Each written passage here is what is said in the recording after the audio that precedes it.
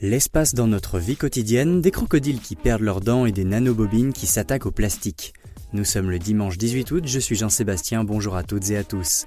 Voici votre concentré d'actualité scientifique sélectionné par MaxiScience. La différence entre l'homme des cavernes et nous, c'est le résultat de la science. Et ce n'est pas une opinion, c'est de la science. Notre monde n'est pas si moche. La NASA vient d'ouvrir un nouveau site internet nommé NASA Home and City. Le but est de présenter les nombreux objets de notre quotidien tirant parti des technologies développées à la base pour l'exploration spatiale. Parmi les objets concernés, on peut citer des aspirateurs sans fil issus de prototypes utilisés sur la Lune pour aspirer les poussières lunaires, ou les capteurs CMOS, des sondes et satellites désormais présents dans la majeure partie de nos appareils capables de prendre des photos et des vidéos. Contrairement à l'homme, le crocodile n'a pas besoin de se brosser les dents, car elles tombent et repoussent en moyenne tous les 18 mois.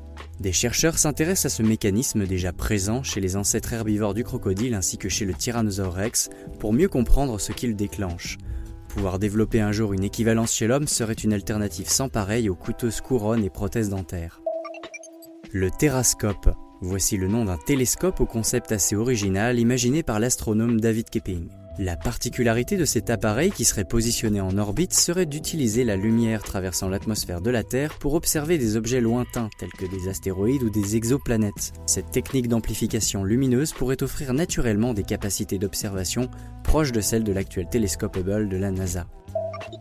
Des chercheurs ont développé de petits dispositifs capables de détruire les microplastiques présents dans l'eau.